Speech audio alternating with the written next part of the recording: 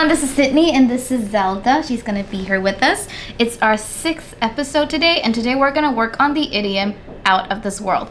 But before I get into the details, let's figure out what we're gonna drink today. So I know that it's getting colder and technically it's pumpkin spice latte season, but in Taiwan it's still pretty warm, so we're gonna go with a smoothie today. So since we had blueberries last time and we had banana and that was way too sweet, so I wanted something lighter today. So I decided to get, are these green grapes or just, what kind of grapes do you call these, like these? I believe they're seedless. Yeah, seedless, yeah. But do they come with like a certain color if they're seedless? Like, I remember there are red ones that are seedless too from Costco. No? I think they're not from Costco. They're not, I got them from California. I got them from Trinity. I think, okay, yeah, they're still from California. Oh, really? Most of these grapes come from California. Oh, interesting. So I got grapes, and then there's actually kiwi in here, but I mushed it up and it looks disgusting, but I'm gonna try to put it in so I can get it over with. Yeah, they make easy blend. Yeah, kiwi and more grapes. Yeah, and then I'm gonna bring some apples in, but the apples are in like these huge shapes, and then Alvin just made me wash my hands, and I just don't want to touch the apples anymore. Thank you, please don't. So I'm just going to dump them in. Okay, this is getting hard. Ah! Okay. Yeah, and this time we didn't bring frozen fruits. I got these from the grocery store before I came, and then I sliced them, and then I put them in the fridge, well, the freezer, but like, you know. So they come out frozen fruit anyway. I wanted them to stay, you know, cold and fresh. Okay, and I also got pineapples. They're not mangoes, they're pineapples. Okay. So they're supposed to be like less. I think this is the sweetener for the smoothie. Yeah. Yeah. Okay, so hopefully later the smoothie is going to be out of the world. Or out of this world. Yeah. Out of this world. Coming straight from the underworld. I like how your face is just like slowly just falling apart as you watch me just like shove everything in. Lastly, ice, because it's still a smoothie. And according to Alvin, it's also called a sorbet.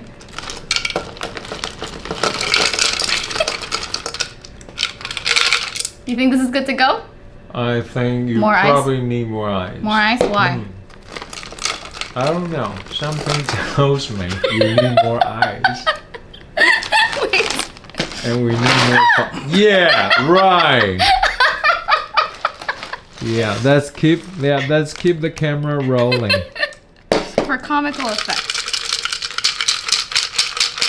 Out of the world. So the term out of the world refers to something that's really amazing, something that's very exciting, and you can take it very literally as something that puts you out of the world, or you can take it in a more spiritual sense, but we can get to that later. I need to pop this on and then get this ready for blending. Don't spill anything. It won't spill. I mean, not from this device, no.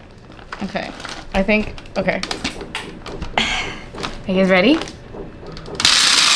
Oh, that's really loud. It's not working. You're killing the eyes.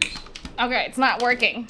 So, like every experienced person that blends at home, when it's not working, this is what we do. We add water. Does it come out of here? Yes. Okay. Why does your picture look like an anteater? It's a okay. The top part is a filter. Oh, it looks like an anteater. Okay. Okay. All right.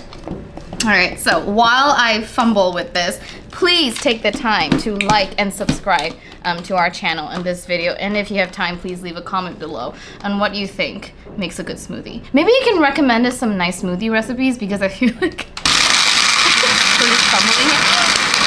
Oh, it's working.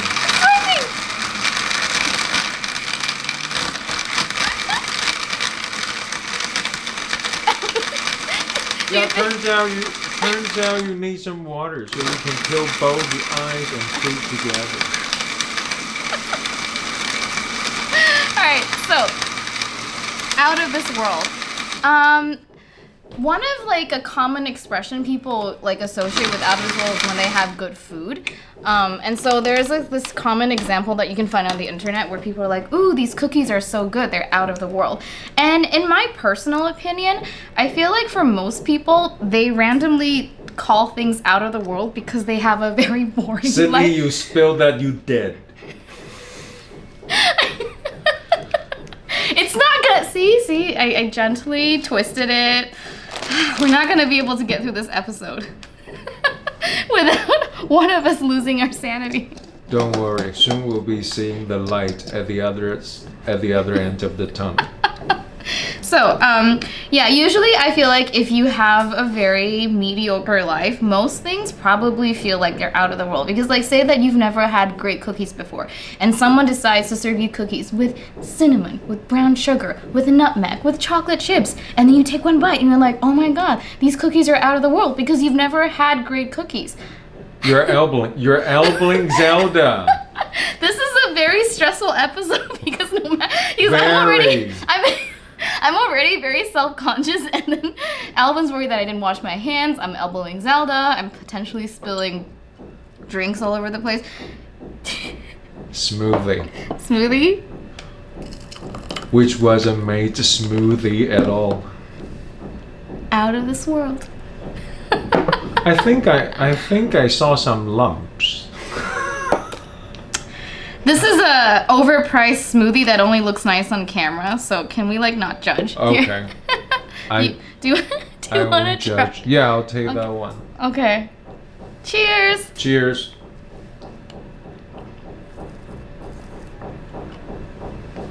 It's not bad. It's not bad. It just doesn't go up. It's not smooth. For some reason, the straw is clogged.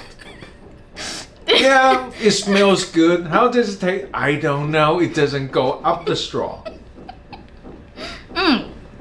So another way to look at that experience, the out of the world experience, is think of your soul being stuck in your body, and then the moment you have an experience that's so great, your soul gets so excited, it wants to leave your body. It wants to ascend. It wants to break through the stratosphere. It wants to glide and fly with the stars. That's how an out of the world experience should be like, because it's something that stimulates your mind and your feelings so much that your mind and soul is incapable of staying in your human shell. I feel like that's a much more interesting way to look at the out of the world experience. Things that I've felt like were out of the world experiences, getting on a roller coaster, because that basically challenges your sanity and it shakes your actual physical soul outside of your body. Oh, so that's the reference. I thought that was near-death experience. Well, out of the world, you leave the world, so hence close to death. Makes sense. Yeah, or, food usually gives me out of the world experience, like the first time tasting carbonara with guanciale, not bacon, and with an irresponsible amount of pecorino cheese like spread on top. That's an out of the world experience. How about you? Do you have any out of the world experiences that you'd like to share? The smoothie is actually good. It's good? It's not, I'm not sure if it's out of this world for other people, but it's definitely not coming from the underworld. This is good. Good, because I just picked up fruit randomly. And if it comes from the underworld, I think this is something you can bribe the ferryman with. The ferryman, Karen. Thank you for not throwing up in front of the camera. It's good. Thank you. All right.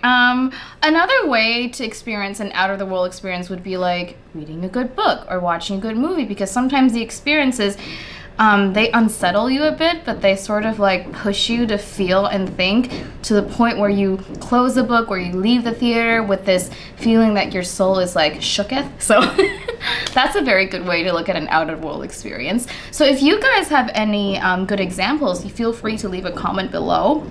I personally think that sometimes out of the world experiences come with good timing. It's not necessarily something where like the qualities or the elements come together like into this exquisite experience. It's more like you're in the right mindset and you're aligned with the right timing to coincidentally experience something that works for you. For example, you kind of have to be relaxed enough to enjoy the process of fat, oils, and carbs and eggs emulsify together when you taste carbonara. And you kind of have to be in a situation where you have the bandwidth to experience a good book or a good movie. And that's usually when your mind, body, and soul is kind of like loosened enough for your experience to be out of the world. That's what I think. What about you?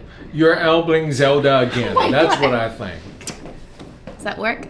Yes. Okay, but I'm actually close to the end of the video. Yes. Okay. Let's wrap it up when it's still good. All right, guys, this is our 6th episode. We're so happy that we're still here, able to give you guys content. So this is the end of our episode. Please like and subscribe and tell us what your out of the world experiences are. Bye. Say bye, Zelda. Bye.